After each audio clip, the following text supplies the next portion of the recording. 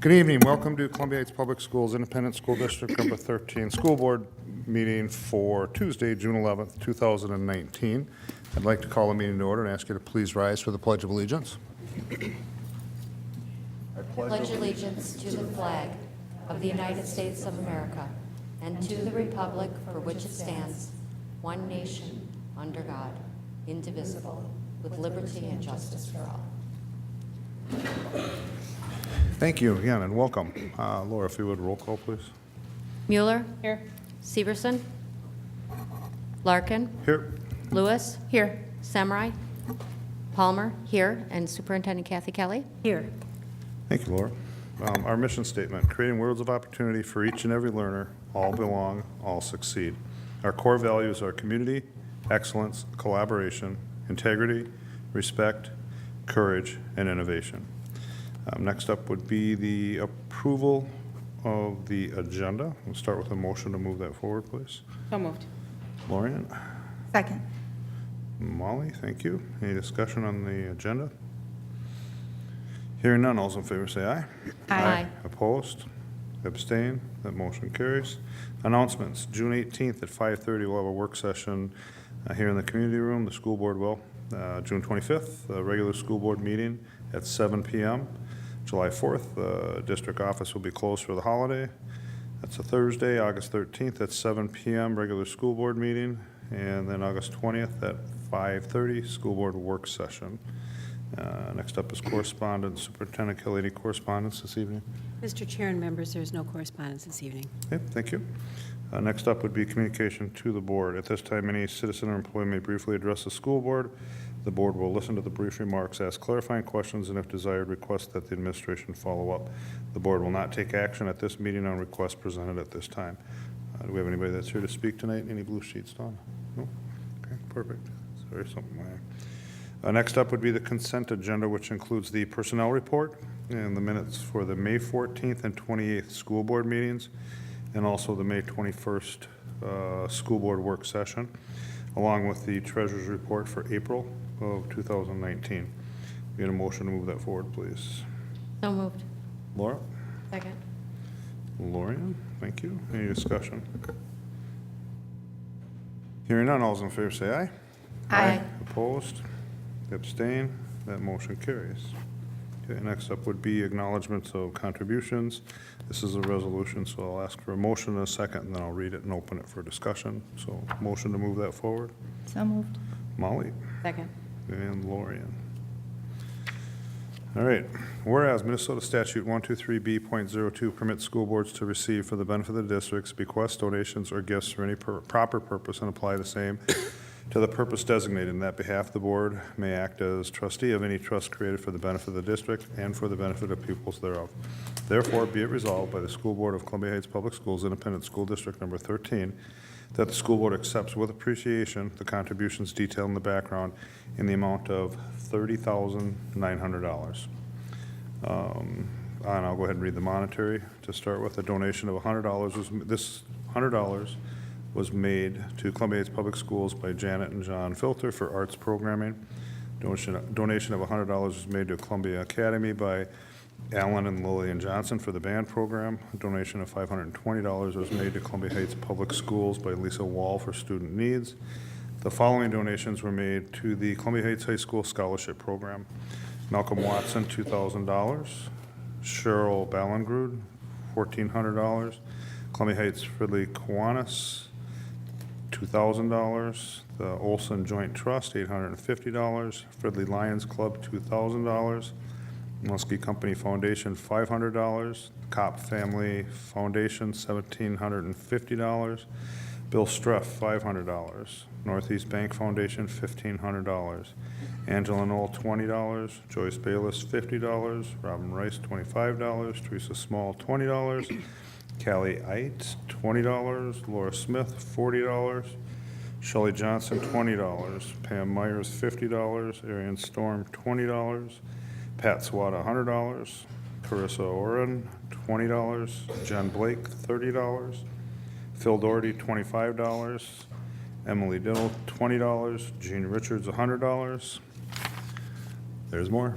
Erica Topman, $25. Connie Rose Swackhammer, $20. Laura Martinson, $50. And anonymous donation for $125.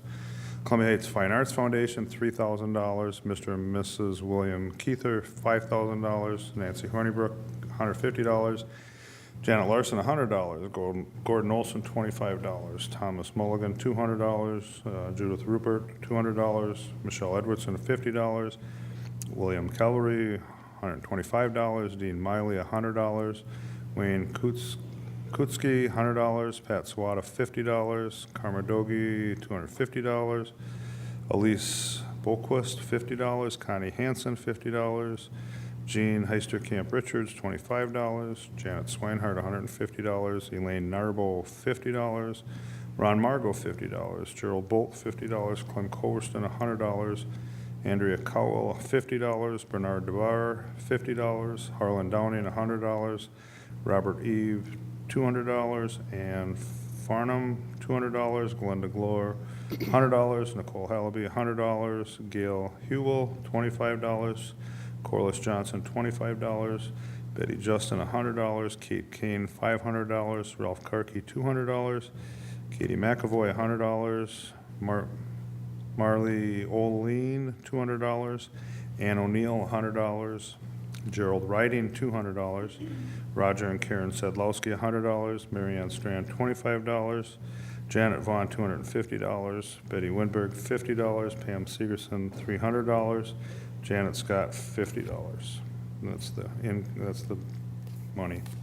A donation of Strider bikes to Columbia Heights Public Schools by MedExpress, Strider Education Foundation, and allkidsbike.com for elementary FIED program, estimated value $4,000.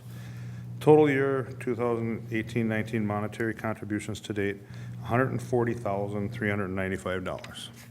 Wow, I apologize for the long list, but that one's worth it. So open it up for discussion, comments. Anybody?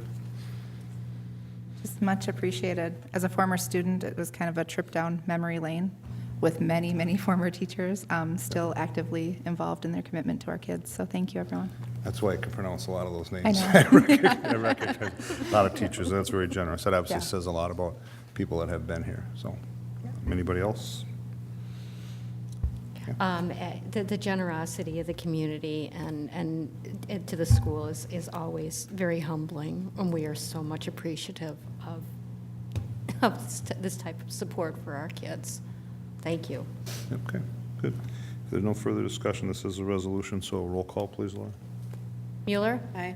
Larkin? Aye. Lewis? Aye. Palmer? Aye. Motion carries. Thank you. Discussion, reports, and information items. Reports from members of the board. Board members will report on board activities since the last regularly scheduled meeting of the Board of Education. Laura. Okay, just give me a second here. Okay, Molly. Yep, I had an opportunity to attend the final choir concert of the year, and that was just fabulous. Congrats to all the kids that did just put on a fabulous show. Also attended the track banquet, and obviously a lovely graduation ceremony. That's it. Thanks. Lauren? Yes, I also attended the high school choir concert. I agree with Molly. Kudos to the kids and the director, Mr. Borski, on a great performance. And I also had the opportunity to attend a great graduation. Okay, getting close, Laura. I also had an opportunity to attend the graduation, and as always, it's one of the funnest, most Awesome. rewarding days as a school board member. So congratulations to all the graduates and their parents. So, Laura. Okay. I also attended the choir ensemble, fabulous as always. The last of the year, it's always bittersweet. They always sound the most amazing, and you want more, and you have to wait till next year. And then I attended several graduations for 916 and our collaboration over there. I attended the graduation for Eastview that was held over at Quora. That is the more like a project return, the high school students. I also attended both the graduation for both Wells North and Wells South. Those are more of transitionary programs and for some of the higher need students, and those are always amazing because it's one of the few graduations where you can actually learn a little bit about each student because it's a much smaller class. You know, you're looking at, you know, 12 to 24 students, and we get to see their baby pictures and all they've accomplished over the years. So it is always fabulous. And of course, to top it all off, hold on. I also attended a 9/16 board meeting as well. And then to top it all off, our graduation here with our amazing kids. I mean, what a group this year. I mean, every year they just seem to get brighter and more decorated with all of their accomplishments. And it's always an honor and a pleasure to attend. Thank you. Okay. Superintendent's report.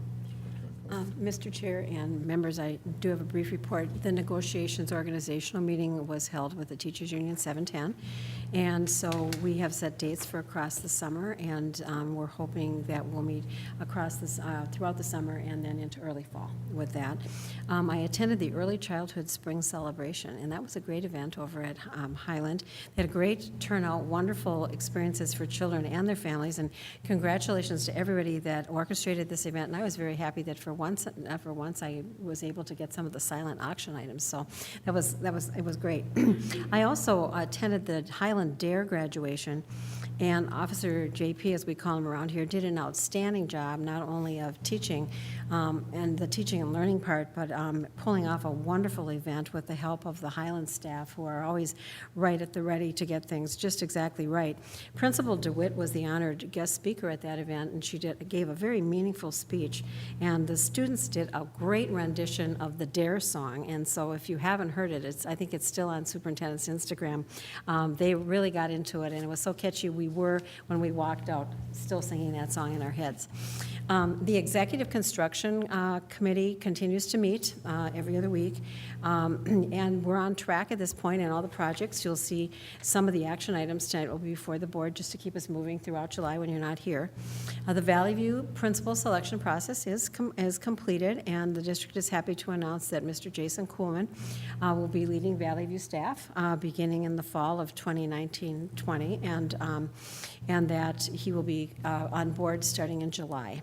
And I attended the Highland and the Valley View graduate celebration walkthroughs, and I did see some of you there, and those were, the graduates coming back to their elementary schools was just moving. I'm so glad that that tradition was brought back to the board, and then principals have picked up on it.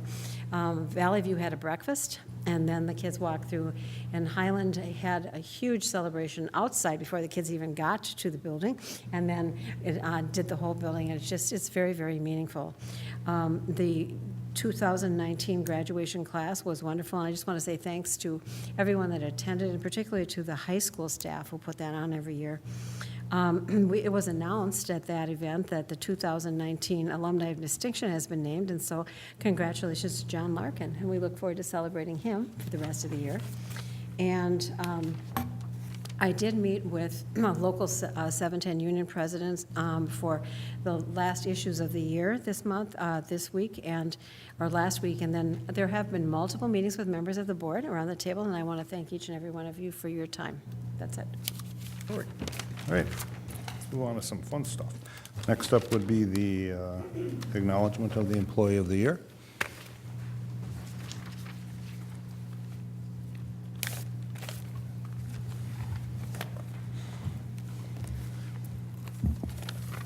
Chair Larkin, members of the board, Superintendent Kelly.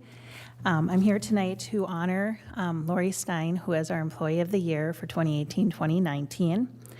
Before Shelley tells us about her nomination for her, I just want to explain some of the selection criteria for this award. We look at people who demonstrate a strong work ethic, who serve as a positive role model for students and or other employees, extends oneself beyond the basic required duties, contributes significantly to improvements at their work site or within the district, demonstrates courage in an emergency situation or under unusual difficulties, and most importantly, demonstrates Heights pride. The selection committee is made up of district representatives and community members that all read all the nominations and base it upon those criteria. And so tonight, Shelley's going to read her nomination, and Lori is asked not to speak, but she'll still come up and get her plaque when she's all done. They said that for my benefit, Lori, because I was going to ask you to speak, so I got it. Lori Steen is the epitome of Heights pride and is a walking exemplar of the mission of Columbia Heights Schools. Lori has been employed by the district for nearly 10 years as an educational assistant. She is a Heights resident, and her 2 sons have spent their entire education within the Heights district. Often you will find her sporting her Heights gear or shirts that support the students with whom she works. Lori's passion for all students, especially those with disabilities, is unwavering.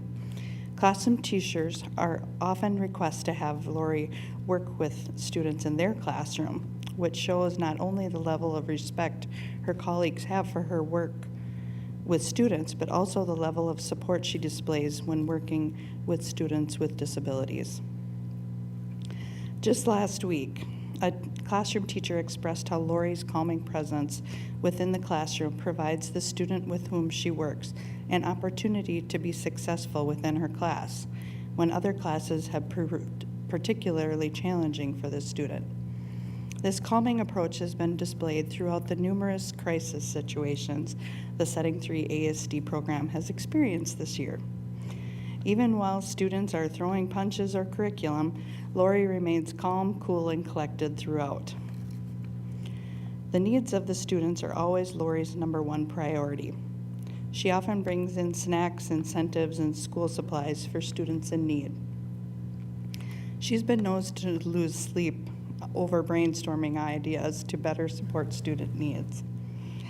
Recently, she suggested rearranging her schedule to support a student during lunch recess time because it's been reported that he was being picked on.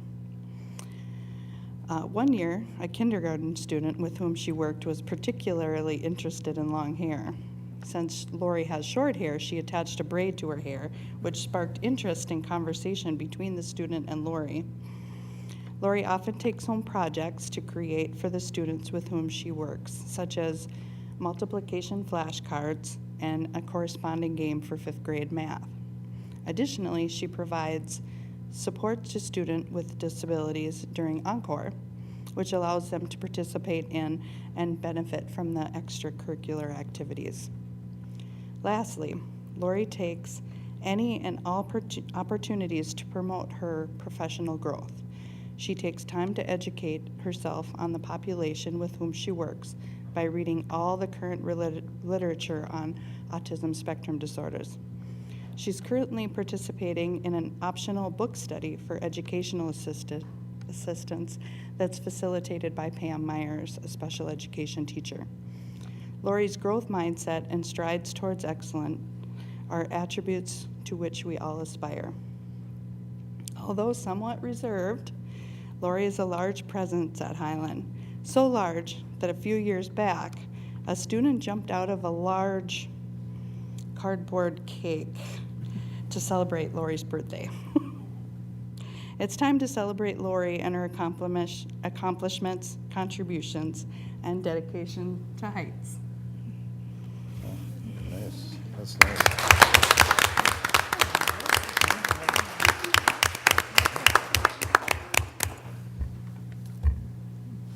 Lori, you don't have to speak, but you do have to come up here and get your picture taken, so. And she's receiving a plaque that's Columbia Heights Public Schools. Is it Stein or Steen? Lori Steen, Employee of the Year, 2018, 2019. Thank you.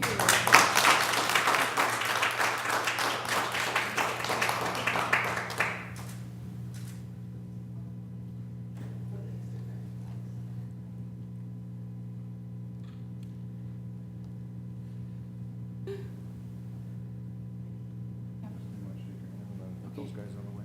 Congratulations, Lori.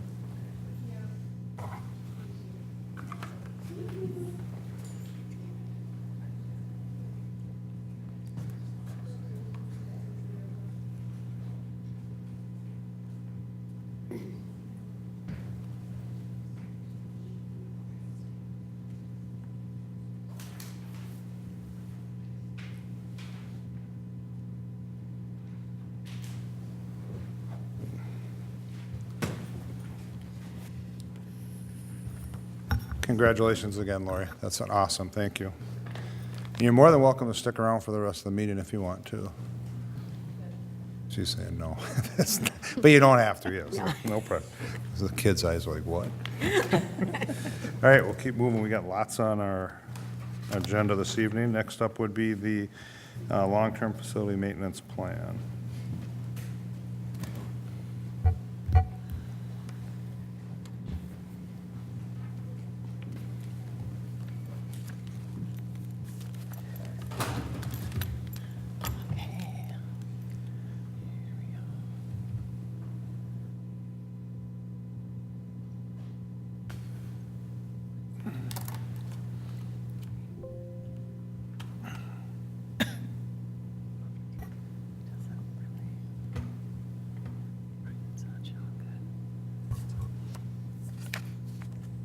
Okay, just a sec, I just have to get it so it'll show a little. Yeah. Okay. Sorry, we're having a tech. Good evening, Chair Larkin, members of the board, Superintendent Kelly. We have before us the long-term facility maintenance plan, and this is a yearly event that we have to approve our 10-year long-term facility maintenance plan, otherwise we cannot spend any of the money. So we get $380 per adjusted pupil unit, and that comes to be about $1,425,000 approximately per year for the next 10 years. So Brian and I have worked on the plan starting in 2021, and you have it in your work papers, I think, in the on-board book, Dawn put it. But this plan is showing us spending $1.4 million a year, except for the first year. So I'm just going to go to the bottom of this on the screen. You can see the first year, which is 2019, we're only spending $657,599 this first year because of all the planning with the bond. You know, we went out and had the elections and everything, so a lot of the projects we were waiting to start so that we could coordinate them all together with when the bond passed, because we'll get a better rate when we include it in that $16 million. So this first year, we only have $659. It would have been higher, but the windows at Valley View, which you'll see in the next column under building envelope for $750,000, had to get moved because there was a 20-week lead on those, so they're going to hit in the next fiscal year. So Brian and I have talked to the state, and it's fine. The money in this fund, or this long-term facility maintenance, it carries into its own reserve. So if we don't spend it 1 year, it will stay there. It doesn't get adjusted, so it's okay. So when you look at the first two columns on this 10-year plan, together they're about 2.8, close to 2 years. And then we're saying we're going to do 1.4 a year, we hope. It could get bumped into, but it'll be okay. So this is just an information tonight. We'll be back on the 25th to have an action item on this, but if you have any questions, Brian and I are here to answer them. Anybody have any questions? Okay, we'll see you on the 25th. Thanks, guys. And then, sorry, you're gonna. Nope, you're next. Go I ahead. think I'm just up here forever, you guys. It kind of looks that way, yeah, at least for a while. Okay. Good evening. So the next item is the long-term facility maintenance plan for 916. So Northeast Metro 916 has to send this out to all of their members, and each board has to approve a resolution. So this is the 916 10-year plan, and they have a resolution in there. They also have their plan, which isn't, ours is 1.4 million a year. Theirs is only 144,000 about a year. So Columbia Heights' share of that for next year is $9,035.86. So this is just an information item tonight. We'll be back at the next board meeting to have you act on the resolution for 916, but all this paperwork is about $9,000. So. Anybody have any questions on that? Okay, and next is the community education keys. Okay. You okay there? Or do you need to be here? Do you want to move? If we just pull up. Okay. PowerPoint. Okay. Yes. Is it here? Yep. And then we'll start it. I just go Chair Larkin, members of the school board, Superintendent Kelly. We are here this evening to bring forward to you what has become an annual presentation of the need to increase the Adventure Club and Mini Adventures fees. You'll remember from previous presentations that the child care programs that are facilitated through community education must be self-sustaining. We cannot use any of our community ed funds to underwrite it. So the costs for that program needs to be directly correlated to the fees. Our mission is to create worlds of opportunity for each and every learner. All belong, all succeed. And this evening with our presentation, you'll hear the core values of community, collaboration, and integrity. So with Mini Adventures, what we are looking at is an 8% fee increase, and an 8% fee increase from last year. This would take place at the start of the school year, and the need for the 8% is to cover the staffing and benefit cost increase. And then also we provide meals, and so breakfast and lunch. That is something where students that participate in childcare, whether or not they qualify for free and reduced, it's not applicable for childcare. So Mini Adventures absorbs the full cost of those meals for the students. And then also a hearty snack for them as well, given when the timing is for lunch. So the 8% is simply to cover the increased costs for that program. And then with Adventure Club, it is a 5% increase, and that is reflective of the staffing cost increase. And then I want to just go back one point. It's slightly more than 5% for the full day, and that's because we have been really undercharging for the full day. It can be up to 12 hours during the summer that students are with us. And in reflecting on the cost and also changing increasing our staff so that we are more at a 1-to-10 ratio, we needed to facilitate that at that longer day. And then the fees include the meals and snacks, field trips. All the curriculum and programming is supervised by two individuals. Tiffany Grams-Farkas, our early childhood manager, supervises Mini Adventures, and then our community ed coordinator, Jody Gadiant, supervises Adventure Club, and they both are licensed teachers. The Mini Adventures is a 4-star parent-aware rated program, just like our pre-K3 and pre-K4. And we have a variety of activities that are intentionally selected and facilitated for our students. There is fee assistance for students, for families that are participating with our Mini Adventures program. Pathways 1 and Pathways 2 are available, and many of our families, about half of our families, receive fee assistance through that program or through county assistance. County assistance is also available for Adventure Club. The governance question is that we're bringing this forward tonight as an information item, and then it'll be coming back at your next board meeting as an action item. And again, this fee increase will take place with the start of the school year. Thank you. Anybody have any questions? Okay, thanks, Kristen. Thank you very much. And still Denise, workers' compensation insurance renewal. Okay. This is just an information item tonight.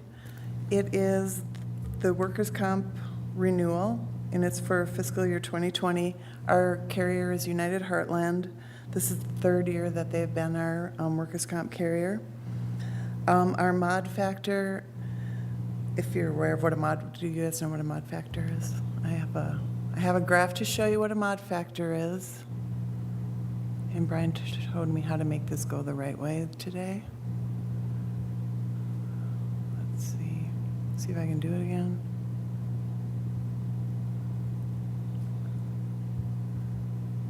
So Brian, it doesn't show really good though. Okay. So the mod factor is based on the claims that are incurred. So our mod factor went up slightly to 1.08 because when you're looking at this graph, when you see 7/1 of 2014, that low claim year, it dropped off. So it's taking 2015, 2016, and 2017 and doing an average. So we have an 8% increase this year in our workers' comp rate, and last year you had a decrease. But I mean, overall, this is really good news for us. And our mod has been really improving. I mean, it was a lot higher. It was 1.38 probably 5 years ago. So the renewal cost is $195,000, and it will take effect July 1st. So this is just an information item, and next board meeting will ask you to take action. Okay. Does anybody have any questions about that tonight? If I could get it up so that you and me. All right, thank you, Denise. Okay, I think you're done for now. So, for 2 items. Summer Caddy Joint Powers Agreement.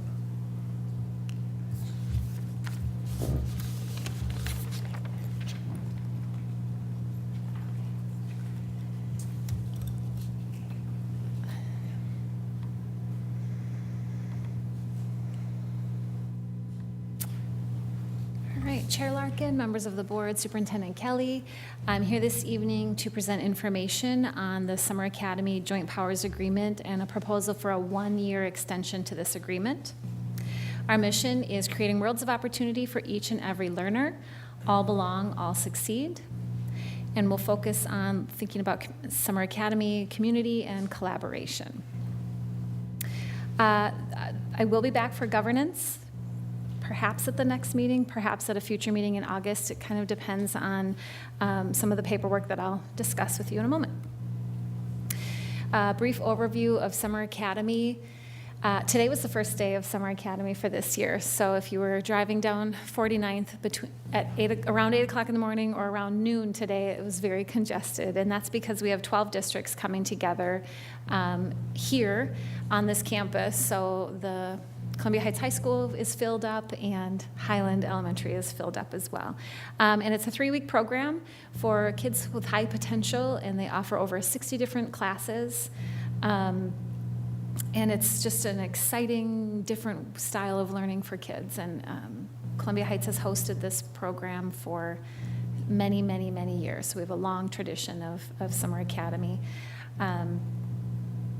So I serve on the board along with Disa Faybeck. There's a Summer Academy has its own board representative of the 12 districts. And over the course of the school year, there was a proposal thinking about that we're really at capacity. In the past, we've discussed that the 1,400 students enroll within a matter of days, that the program fills up.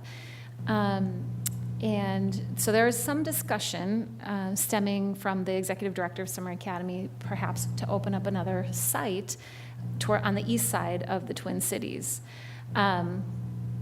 Provide easier access to folks who live on that side of town. Transportation might be easier, things like that. As you can imagine, there's been a lot of discussion at the board level about logistically how that could possibly happen, who might be interested. Board members have talked with their superintendents about some of the pros and cons and rationale and things to consider. So currently, Columbia Heights Public Schools is the fiscal host for Summer Academy, which is manageable right now with one site. We are comparatively a small district. We've got a smaller business office and whatnot. So the idea of expanding to a second site is something to really consider if Columbia Heights could continue to be the fiscal host. We always maintain fiscal responsibility, and the program is audited. Columbia Heights Public Schools is also currently the physical host, and I'll share some of the language with you on the Joint Powers Agreement that would need to change if a second site were there. I discussed that there's board oversight. Not every board member, this isn't a unanimous discussion right now. There are several board members who are not interested in that kind of change. As I mentioned, this is a long-standing program, and there's historical precedence for having it here at Columbia Heights Public Schools in one site and bringing everyone together and not splitting it up across town. And then just the logistical pieces of how would that be managed? The two sites happening at once, would one be in June, would one be in July? There are many, many things to consider. So this is just a few examples. So I pulled some verbiage from the actual joint powers agreement. One, as I mentioned, one consideration is the host site. So Columbia Heights Public Schools is written into the current joint powers agreement as the host site. Also, the fiscal agent, Columbia Heights Public Schools is written in as the fiscal host. And then the agreement, typically this is a 3-year agreement. We're coming upon the end of our 3rd year. And so rather than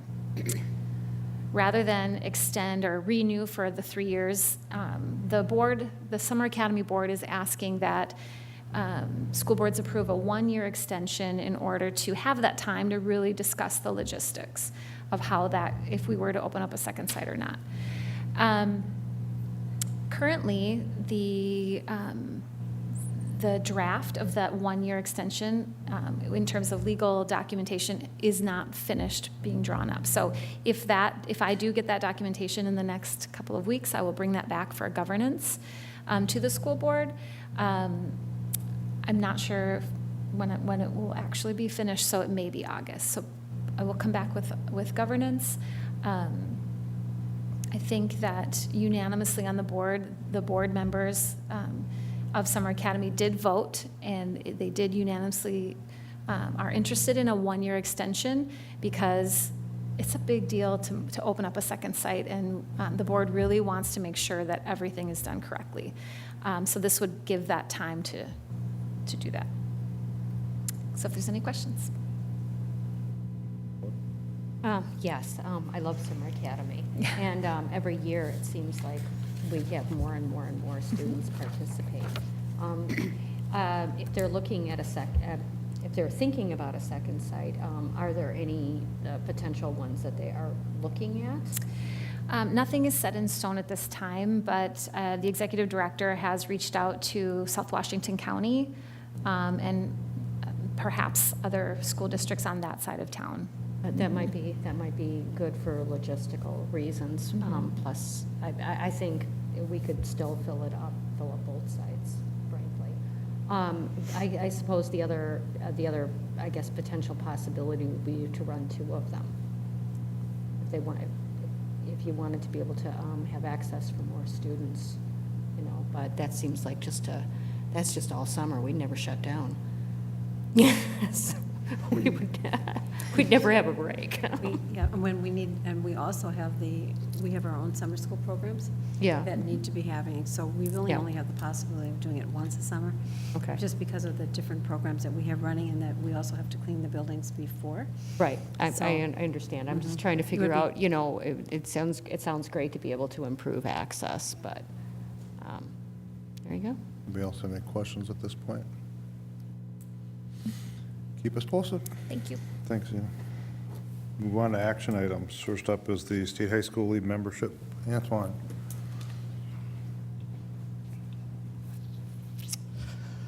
Good evening, Chair Larkin, members of the board, Superintendent Kelly. A few weeks ago, I sat before you and discussed the information item about the Minnesota State High School League membership. Today, I am hoping you guys will vote on this as far as it will help us continue doing the work that we do in activities and athletics. It is a yearly membership, and every year I will sit before you and ask for this opportunity.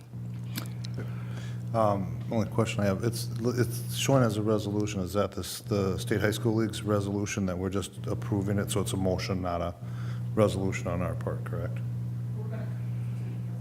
But we're going to do it as a resolution.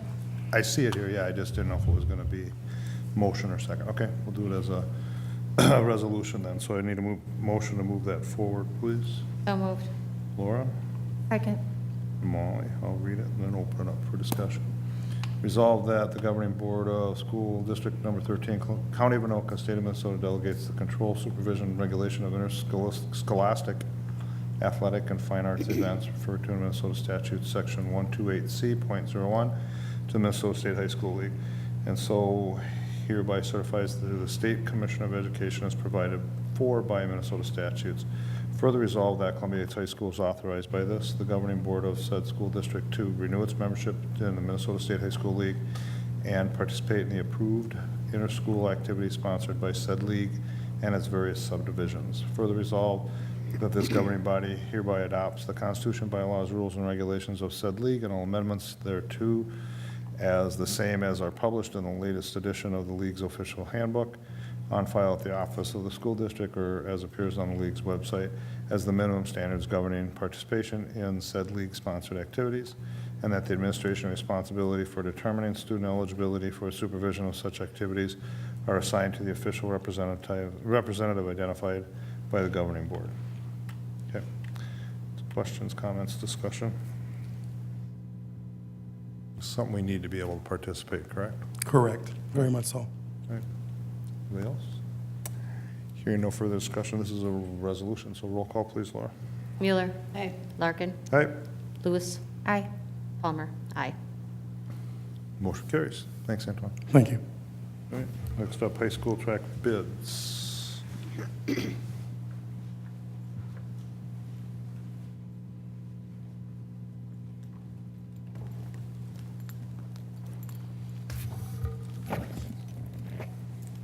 Good evening, Chair Larkin, members of the board, Superintendent Kelly.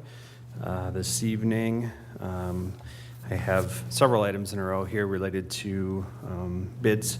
The first one is Columbia Heights High School track improvements. If you remember from last board meeting, this was an information item. We had a bid opening on May 28th, and on the previous meeting, I had Gary Zivko from Krause Anderson as the information item, looking at the low bidder of bituminous roadways. They're the same company that did our tennis courts, and the motion in front of you, we recommend for approval to move forward with that company on our track. This did come in under what we budgeted, so we're very happy with this overall bid for this. Okay, start with a motion to move that forward. So moved. Molly, Second. Lori, discussion, conversation, questions? I just have a question. Based on the long-term facilities maintenance plan that we were just looking at, is this currently on that plan, or is it part of a fiscal year that's prior to where the plan is starting? Right? What's that? This is in capital project. It is. So this is in our capital projects levy. Okay. So this is not part of the long-term facilities.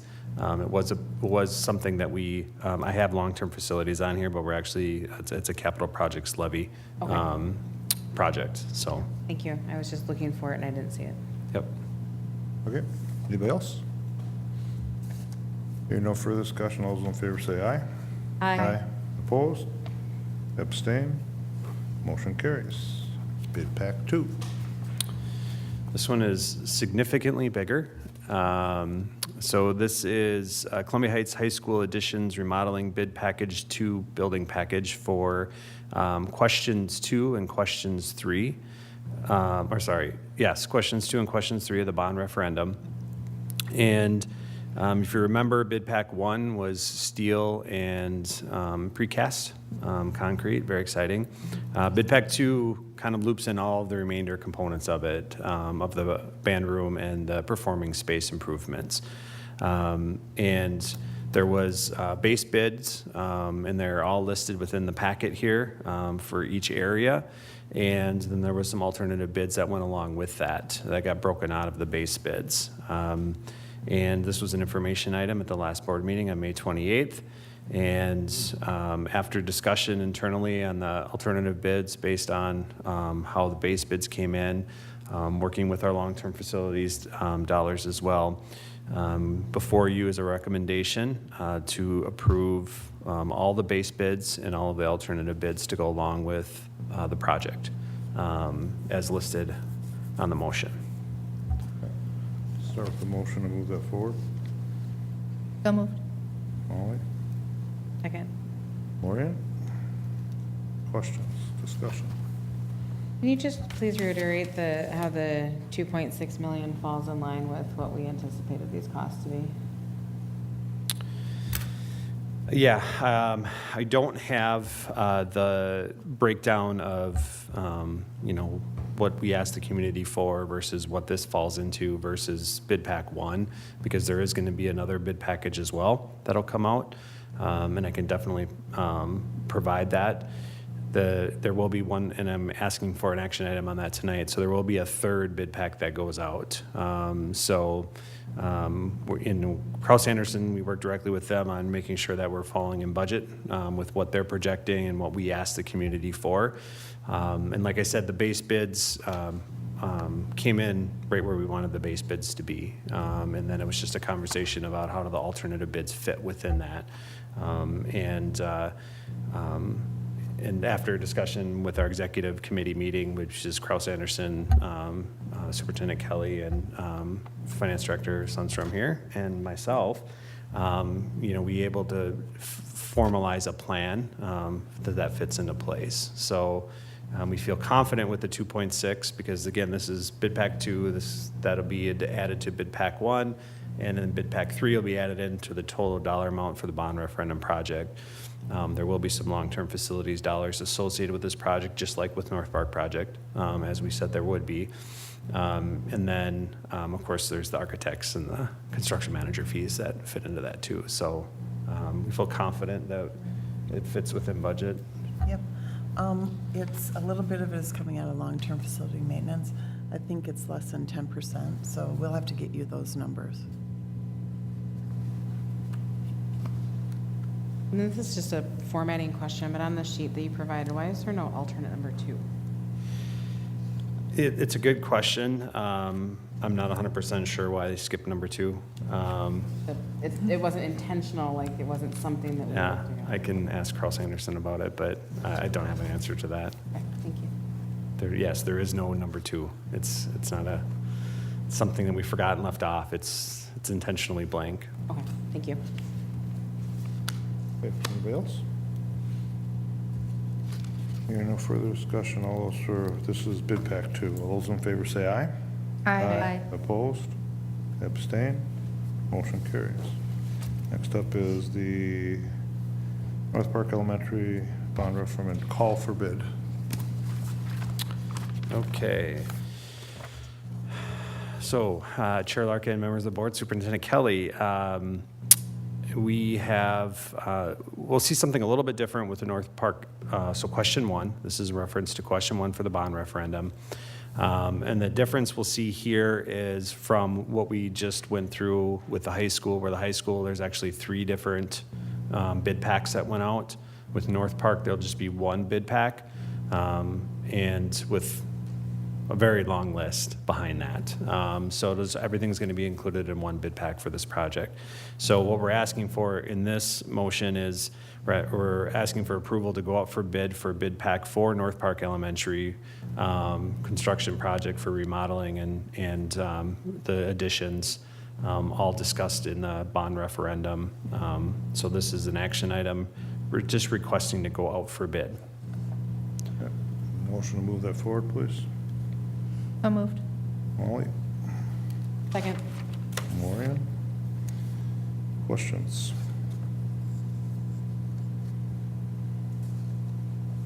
Okay, hearing none, all those in favor say aye. Aye. Aye. Opposed?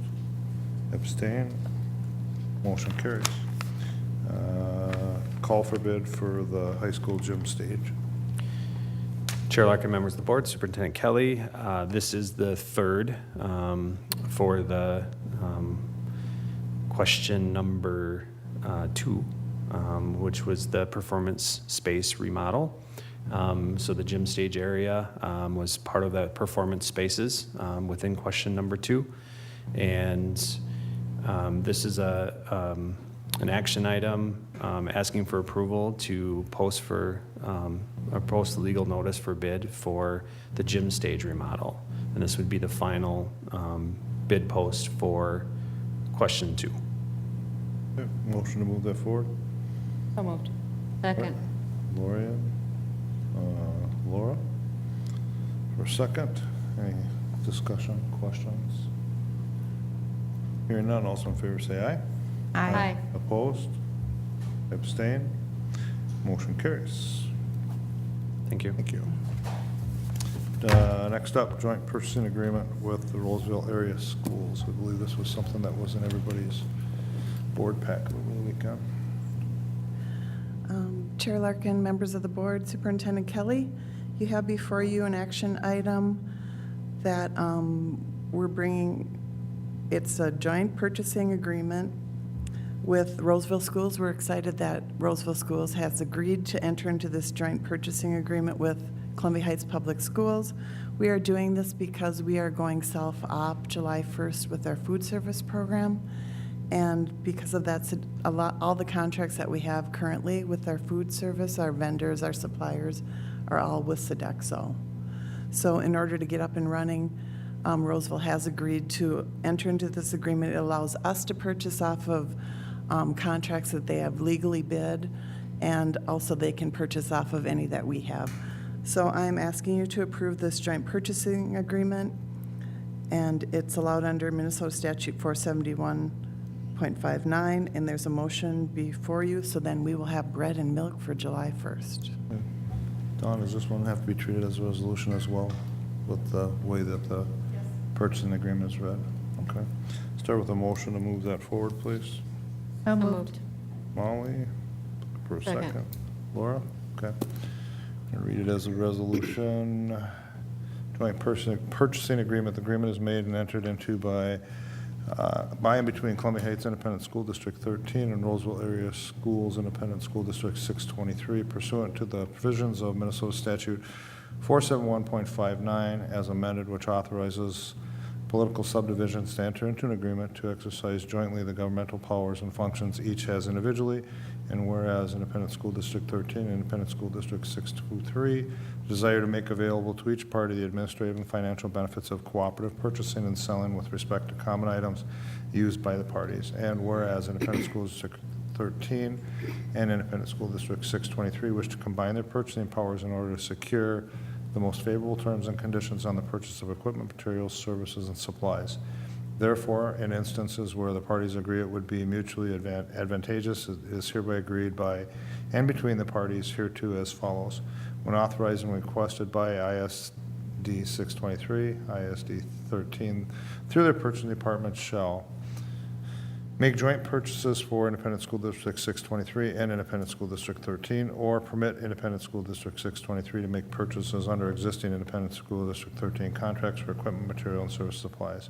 When authorized and requested by Independent School District 13, Independent School District 623, through their purchasing agreement, department shall make joint purchases for Independent School District 623 and Independent School District 13, or permit Independent School District 13 to make purchases under existing Independent School District 623 contracts for equipment, materials, services, and supplies.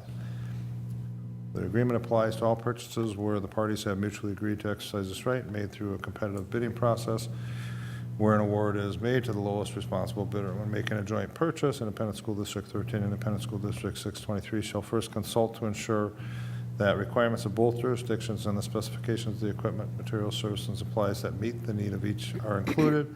After bids or other solicitations for joint purchases have been received by the designated purchasing department and a contract has been awarded to the lowest responsible bidder by the issuing party, each party to this agreement shall execute its own purchasing document with the contract vendor. If purchases are made by one party under an existing contract of another party, each party to this agreement shall execute its own purchasing document with the contract vendor.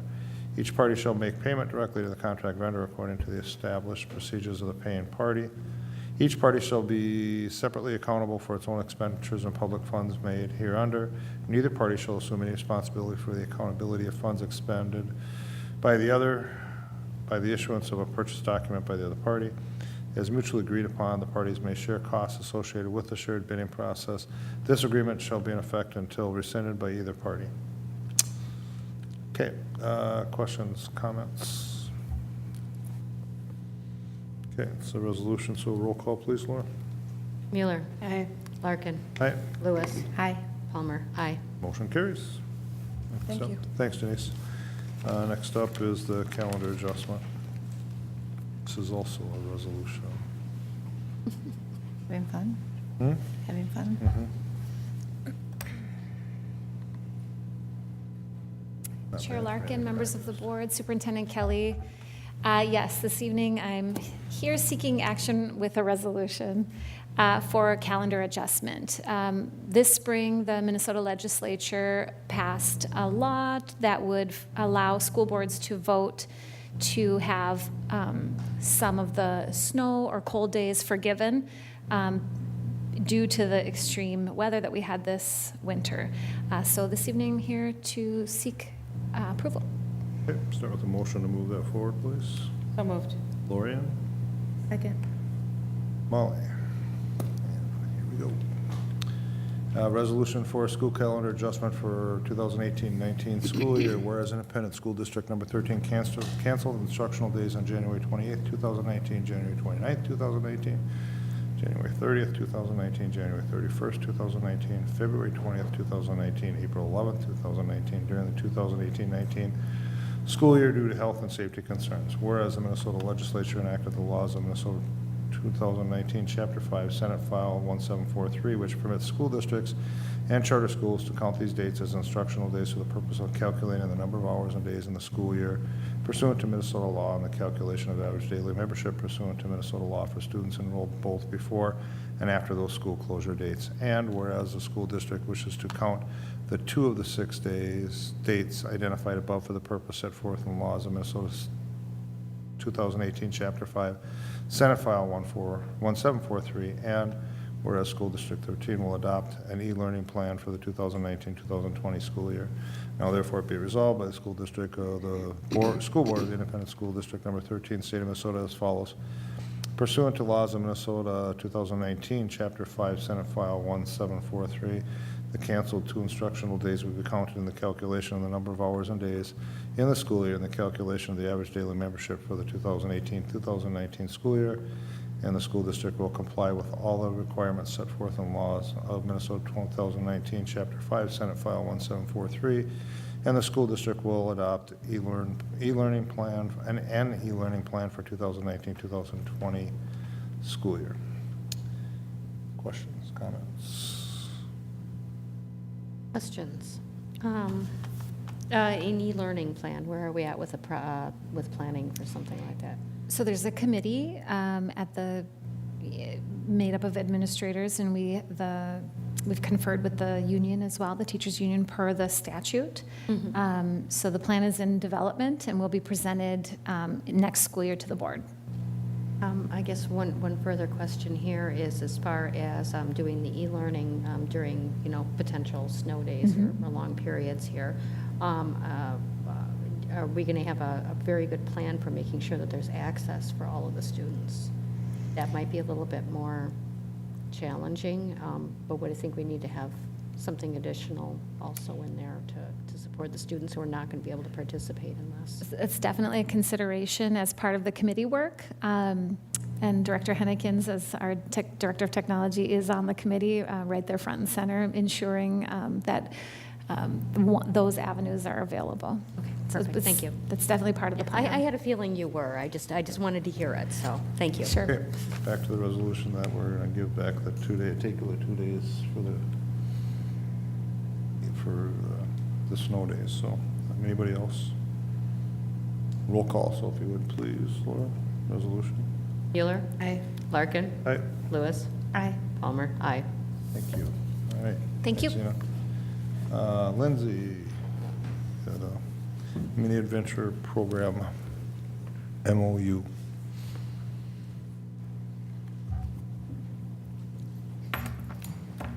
Chair Larkin, members of the board, Superintendent Kelly. The district was approached about a month ago by SEIU 284, and they represent our education assistants, clerical, custodial, and food service groups. And it was in regards to the mini adventure staff requesting to organize as part of the education assistance. District administration, including the superintendent, myself, and district attorney, did meet with the mini adventure club staff and the SEIU representative and discussed what they were looking for. And since we have already settled a contract with the education assistants, we agreed upon a memorandum of understanding for the next 2 years of the contract. And what it would do is it keeps the mini adventure staff on their own salary schedule, their own seniority list. They would not join this seniority list or the staff or the salary schedule for the education assistants. They wouldn't get 4 days of sick leave and 5 holidays for next school year, and then graduate it in a little bit, and then have 7 sick days and 8 holidays for 2021. Mini adventure staff again remain on a separate salary schedule and seniority list. This will result in an increase to mini adventure fees to help cover the costs since they do have to be self-sufficient. And then during the next round of negotiations, which would be in 2021, it would be addressed the MOU at that time. So tonight I'm here seeking approval of the MOU between Mini Adventure staff and the district, and the MOU has been approved by the Mini Adventure staff, the SEIU, and the union steward of the education assistants. And we're just approving their agreement. This is their resolution, finally. Okay. Motion to move that forward, please. So moved. Laura? Second. Lorian got that one. Okay. Any discussion? Questions? Here. Just a comment, and that we've actually had a very thorough discussion about a lot of this, so we know a lot more about what's going on at the board level, so, than just the little brief, this is what we're doing. Anybody else? Hearing nothing else, all those in favor say aye. Aye. Opposed? Abstained? Motion carries. Thanks, Lindsay. Next up would be second reading on a board policy. I think we got, who gets that one? It's Kristen. Kristen? Oh, they got me down here, that's why she didn't come up. Huh? I know, but she did a better job than me last time, so I'm gonna ask her to come back and talk about it. Sorry, Kristen, put you on the spot. Okay. I will say that it's a board policy regarding the school admission for foreign exchange students. Yes, so this is the second time that it's come up before the board, and it was discussed at the Subcommittee on Policy. And this is to establish a formal policy about the youth exchange program for the Columbia Heights Public Schools. We've been very fortunate to have many students come and experience Columbia Heights High School as exchange students, and we hope in the future also to have some of our students be outgoing. So this just formalizes the policy for our district. Okay, motion to move that forward, please. So moved. Oh, Second. and Laura, I open it up for discussion. I think the one question that's always asked is after a first reading, that information is made available to everyone. Has there been any questions or comments or concerns? None that have been received through the superintendent's office. Okay, anybody else? Hearing nothing else, all those in favor say aye. Aye. Opposed? Abstained? Motion carries. Thanks for stepping up on the spot. Thank you. Kristen, yeah.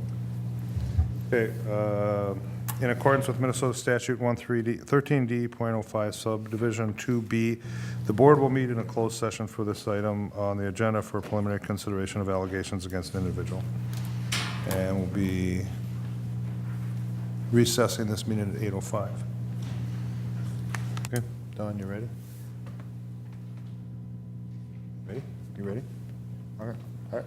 All right, we're coming back out of closed session at 8:56. The board was in closed session in accordance with Minnesota Statute 13D.05 Subdivision 2B. The board met in the session to discuss consideration of allegations against an individual. We're now back in open sessions. Anybody have anything for board topics? Hearing nothing for board topics, we're going to adjourn the meeting at 8:56. Thanks, everybody.